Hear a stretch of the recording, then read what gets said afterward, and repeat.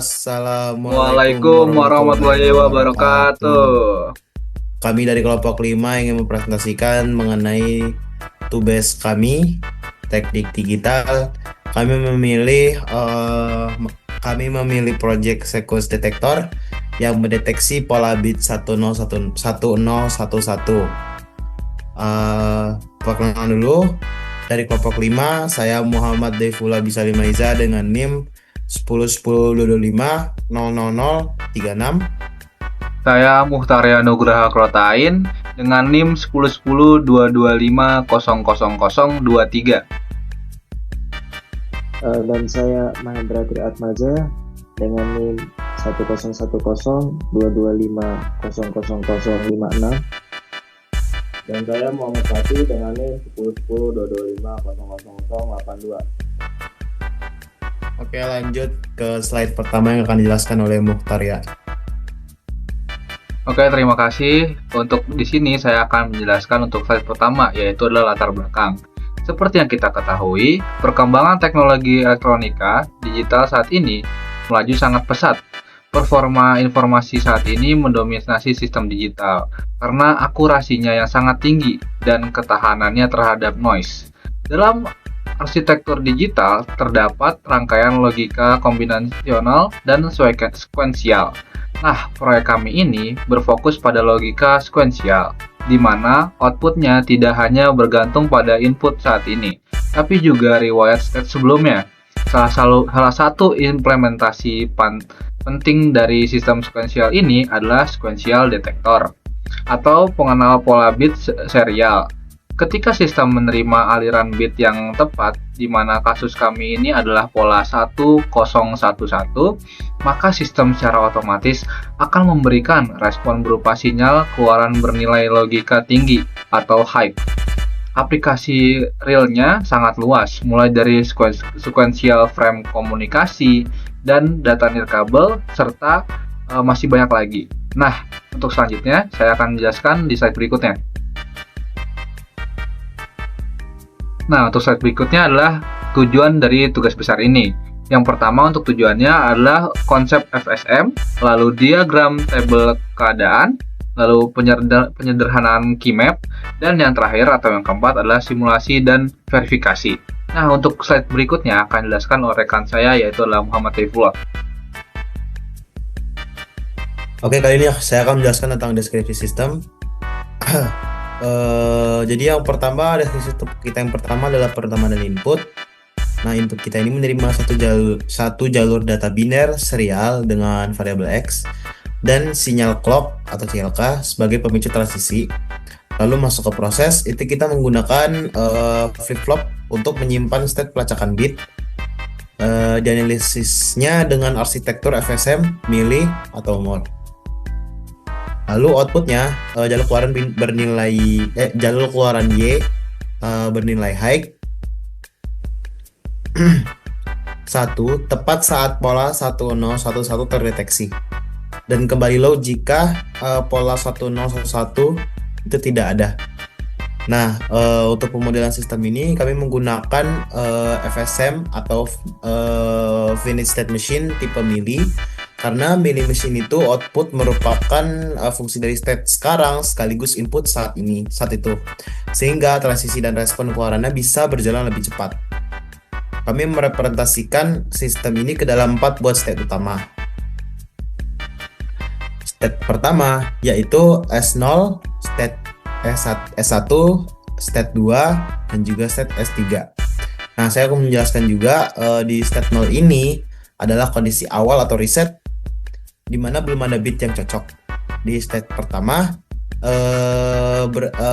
kondisi sistem itu berhasil mendeteksi bit pertamanya, yaitu 1. Lalu untuk state 2 itu berhasil mendeteksi urutan 10 yang sudah berhasil terdeteksi. Lalu untuk step ketiga, kondisi ketika urutan 101 itu sudah tercapai. Terlihat pada diagram kita di sebelah sini untuk jalur-jalurnya. Sesuai dengan diagram transisi yang bisa dilihat di layar, transisi antara state ini dipicu oleh setiap tepi naik positif edge dari sinyal clock. Jika kita berada di state S3 dan mendapatkan input berupa 1, pola 1010 resmi terpenuhi, maka sistem seketika mengeluarkan output bernilai 1. Dan jika dan langsung melompat kembali ke state 1. Lompatan ke state 1 ini dilakukan untuk mengantisipasi adanya pola berulang atau overlapping pada aliran bit berikutnya. Detail mengenai representasi biner dari state ini ke dalam state tabel akan dipaparkan oleh rekan saya, Mahendra. Ya, di sini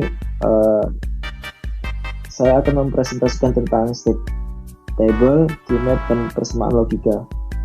Yang pertama yang kami lakukan adalah melakukan state encoding menggunakan 2 bit variabel, yaitu Q1 dan Q0.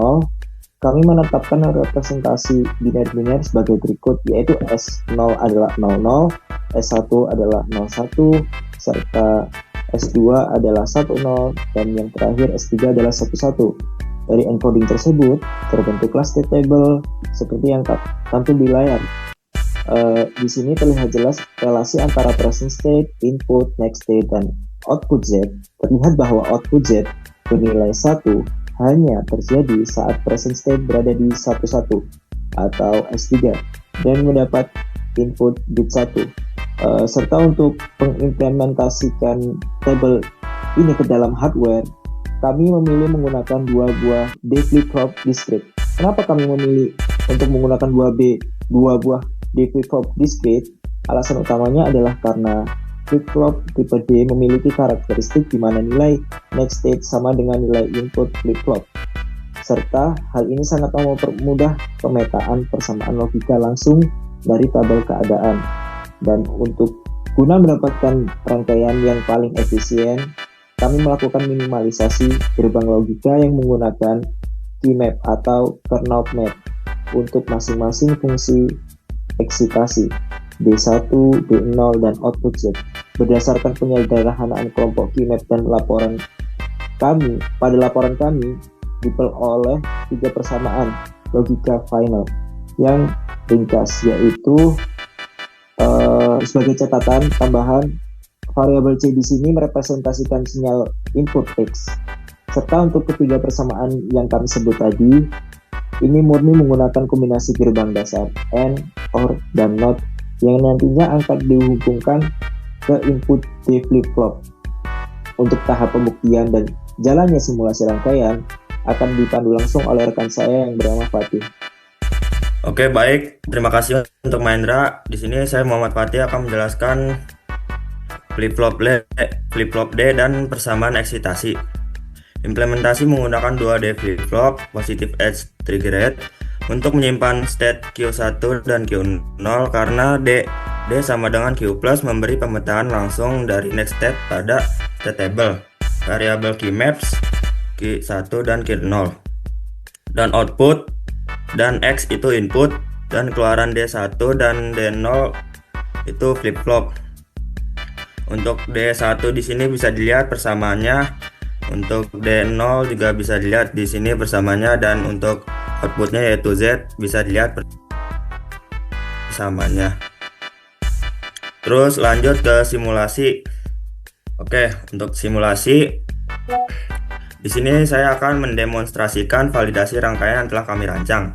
Untuk memvalidasi kebenaran dari hasil penurunan keymap tadi, kami melakukan simulasi menggunakan perangkat lunak logis evolution.